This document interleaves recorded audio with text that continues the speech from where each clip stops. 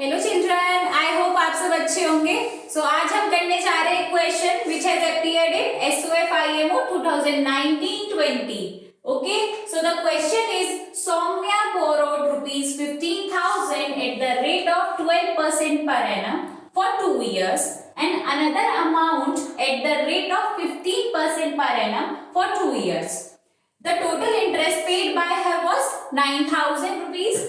Find the amount she borrowed at 15% per annum. तो आपको जो उसने 2 साल में 15,000 रुपीज लिए थे वो लिए थे 12% पर एनम पे, और फिर उसने कुछ अमाउंट लिया 15% पर एनम पे। तो वो जो अमाउंट लिया आपको वो वैल्यू यहाँ पे निकालनी है, ठीक है। और आपको टोटल इंटरेस्ट दिया हुआ है 9,000।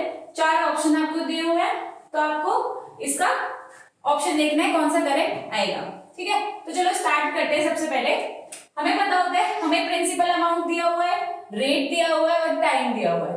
तो हमारा फॉर्मूला क्या होता है?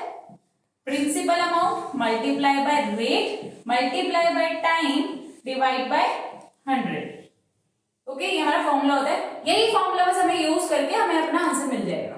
अब हम फर्स्ट कंडीशन लगाते हैं। उससे पहले हम दोनों के लिए, एक 12% के लिए और एक 15% के लिए अलग अलग प्रिंसिपल अमाउंट है, अलग अलग रेट है, टाइम हमारा सेम है। तो हम कैसे इसको लिखेंगे? फॉर 12% हमने P1 माना है, R1 माना है, T हमने एज इट इज रहेंगे क्योंकि T हमारा सेम है दोनों में, ठीक है। और डिवाइड बाय 100 वो हमारा एक क्वांटिटी है, तो वो हमें लिखने की जरूरत नहीं है, वेरिएबल्स हमारे ये हैं। फॉर 15% हमने जो डिफाइन किया है वो P2 किया है, R2 किया है, T हमारा सेम है। तो आपको यहाँ पे वैल्यू किसकी फाइंड करनी है? P1 पता है, R1 पता है, T पता है, R2 पता है, T पता है। आपको यहाँ से P2 की वैल्यू निकालनी है, ठीक है। ये हमारा मेन मोटिव है, P2 की वैल्यू निकालने का। उससे पहले अब हम ये फॉर्मूला अप्लाई करते हैं। यहाँ पे हमारा जो फॉर्मूला है वो है P1 into R1 into T divide by 100 plus total हमें दिया हुआ है 9,000। तो हमें दोनों जो प्रिंसिपल अमाउंट्स है वो हमें लिखने होंगे P2 into R2 into time divide by 100 is equal to total कितना दिया हुआ है हमें? 9,000, ठीक है। ये हमारा हो गया। अब हमें सिंपल वैल्यूज पुट करनी है। सिंपल हमें वैल्यूज पुट करनी है। P1 इज हमारा 15,000, तो यहाँ पे 15,000 लिख देंगे।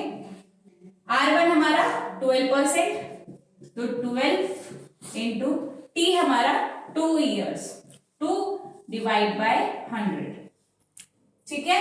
प्लस P2 हमें नहीं पता जिसकी वैल्यू हमें निकालनी है। R2 हमारा है 15, टाइम हमारा सेम है 2 years again, divide by 100 is equal to 9,000। बस जो था यहां तक ही था कॉन्सेप्ट जो था। अब आपको सिंप्लीफाई करना है सिर्फ इस क्वांटिटी को जो हमारी यहाँ पे आई है, ठीक है। तो 2 0 से ये 2 0 कैंसिल आउट हो गए। आप इसको करोगे 12 to the 24 इंटू 15, आपको ये मिलेगा 3600, ठीक है। उसके बाद P2 हमारा एज इट इज रहा, मल्टीप्लाई में 2 5 10, ओके 0, और यहां से आप डिवाइड करोगे 5 3 15, 5 1 5 0। तो ये हमारा आया 3/10 इज इक्वल टू 9,000, ठीक है। अब यहां से हम P2 की वैल्यू निकालेंगे। पहले हम सेकेंड वाली टर्म को एज इट इज रखेंगे। 3/10 P2 is equal to 9,000 minus ये इधर जाएगा 3600, ठीक है। उसके बाद ये हमारा कितना आएगा माइनस होके 5400, ठीक है।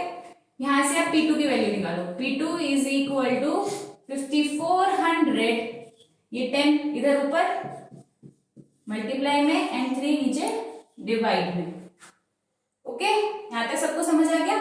यहां से हम P2 की वैल्यू निकाल लेंगे। P2 की वैल्यू कितनी आएगी?